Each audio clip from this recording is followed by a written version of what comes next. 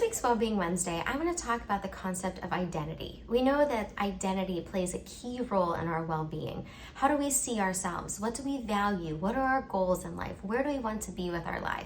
We also know that our identity can evolve over time, and identity can mean different things to different people.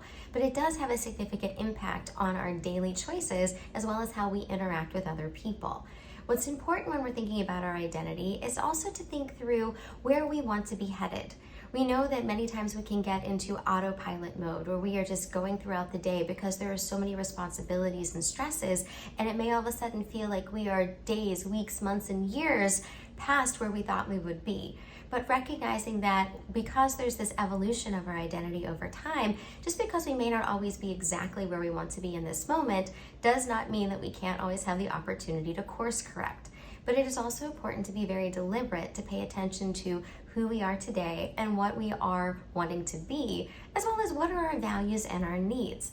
And needs aren't always just core needs of air, water, shelter, but also for social and personal aspects of love, companionship, connection, and feeling respected, for instance. So we want to be reminded that it is important to be deliberate about looking into who we are and where we are right now. Because if we think of the sailing analogy, even 1 degree off course can put us 92 feet away from our target. And by the time we get to sailing the distance of around the equator, we can end up 500 nautical miles away from our intended target, even with 1 degree off of where we want to be. So there's the hope of recognizing that we can always course correct, but also the important reminder to be paying attention to where we are now and where we want to be going. 2 quick practical strategies to start looking into this. The first is to take a piece of paper and a pen and write down all of the roles that you feel that you are currently playing.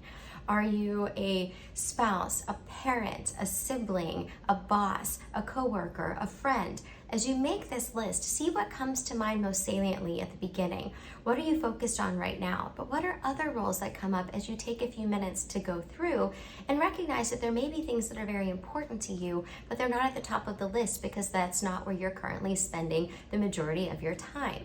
You can go from that, and then you can go through a second exercise where you can look through 10 key aspects of life and be able to start evaluating where you are with those pieces now and where you want to be. From research, it shows us that 10 key aspects of life break down into these categories. We think about where we're at from work, career, with our intimate relationships, from a parenting standpoint, spirituality, extended family, friends and social life, health and our physical self-care, our recreation and leisure, our community involvement, and just thinking through all of these different aspects and asking yourself as you write these 10 down, rate them on a scale 0, 1, or 2. How satisfied am I with each of these domains, and how important are each of these domains? 2 different ratings.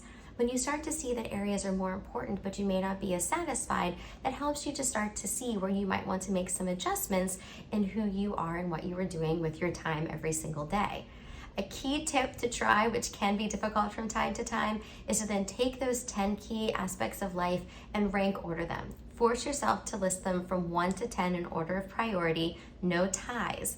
And that'll help you to start to see where you may want to shift some of your focus and attention and how you want to get back to that core identity of who you want to be.